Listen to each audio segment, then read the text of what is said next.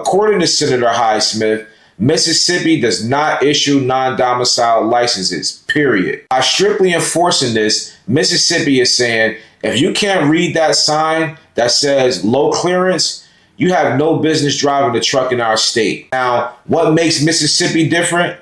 Mississippi is basically acting as a firewall, catching the illegal operators that other states let through. Just a few days ago, I told you about the massive operation in Alabama where state troopers and ICE detained 82 individuals during commercial vehicle inspections. I told you that this was the beginning of a trend. I told you that the Wild West days of illegal operators running under the radar were coming to an end. Well, it looks like I was right. The crackdown isn't stopping at the Alabama state line. A new report from FreightWaves confirms that the state of Mississippi has joined the fight. In just the last 3 months, Mississippi law enforcement has identified and referred 85 illegal truck drivers directly to immigration and custom enforcement. This isn't a coincidence. This is a coordinated effort across the South to close the loopholes that have allowed unqualified illegal drivers to flood our industry and suppress our rates. Now on this video, I'm breaking down the Mississippi operation, what makes this approach different, and why this regional crackdown is one of the most important developments for the 2026 rate recovery. Welcome back to the channel. I'm Marcellus with Trucking with NBR. Now, we're about to talk about the trucking reset a lot here. The idea that the only way to fix the freight recession is to remove the excess illegal capacity from the road. Now, for a long time, honest owner-operators have felt like they were competing on an uneven playing field. You pay for insurance, you follow the HOS rules, you maintain your equipment. Meanwhile, you're bidding against guys who are cutting every single corner. Well, the states are finally stepping up. Senator Cindy Hyde-Smith from Mississippi broke the news on the Senate floor.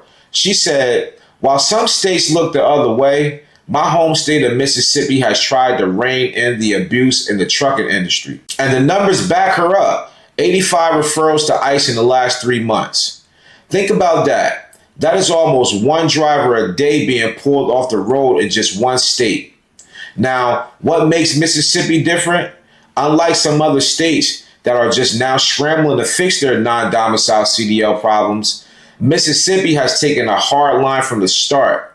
According to Senator Hyde-Smith, Mississippi does not issue non-domiciled licenses, period. And they strictly enforce English language proficiency testing. This means that the drivers they are catching aren't guys who slipped through a DMV loophole in Mississippi. These are drivers coming through Mississippi from other states that have lax laws. Mississippi is basically acting as a firewall, catching the illegal operators that other states let through. I want to pause and explain why the English proficiency rule matters so much, because I know some people think it's just a technicality. It's not. It's a critical safety standard that has been ignored for too long.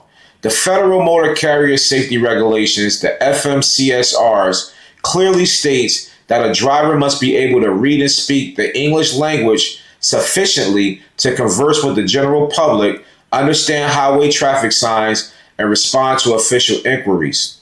Why? Because if a hazmat load is leaking or a bridge is out, or if an officer is given a command, you have to be able to understand it instantly.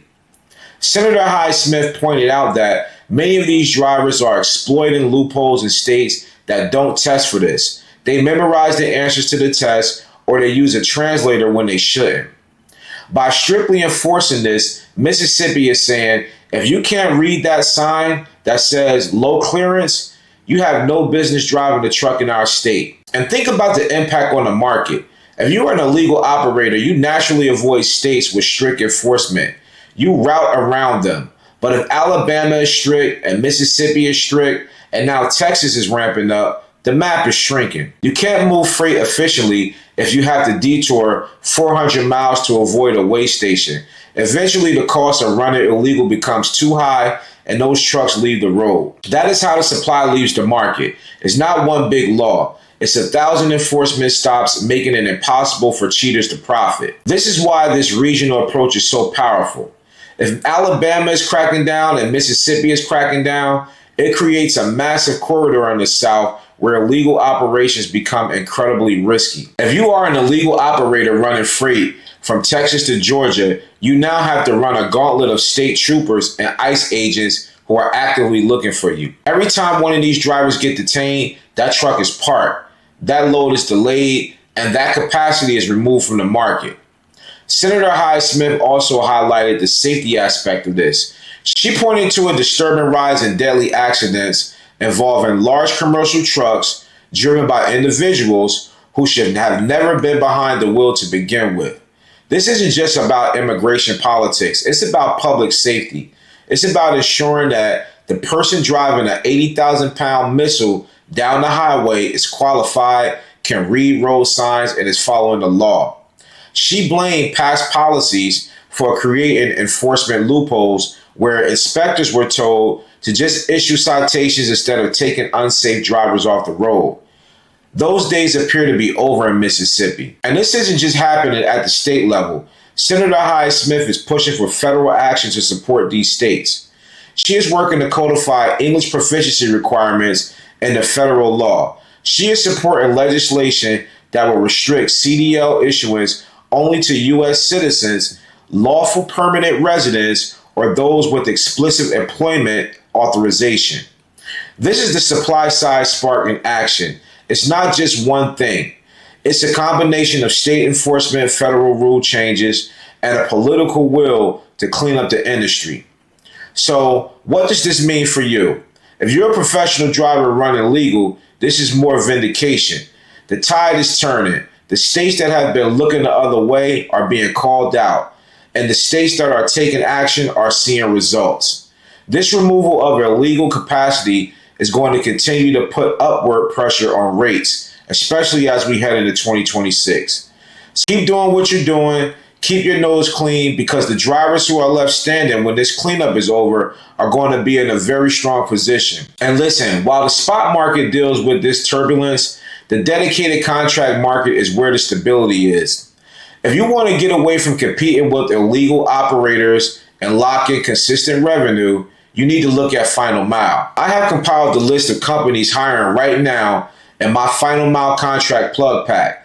Stop rolling the dice on the load boards. Get plugged in with real contracts. The link is in the description below. Now, I want to hear from you in the comments. Are you seeing increased enforcement in the states you run through? Do you think this regional strategy will work to clean up the industry? Let me know your thoughts below. And make sure you smash that like button, subscribe to the channel, and hit that bell so you don't miss the next update. Also, check out the next video on the screen below where I talk about immigrant drivers and unqualified training. In this video, I break down what's happening and how these CDL programs work and why the FMCSA is cracking down. Once again, I'm Marcellus. Stay safe out there on the road, and I'll see you on the next video.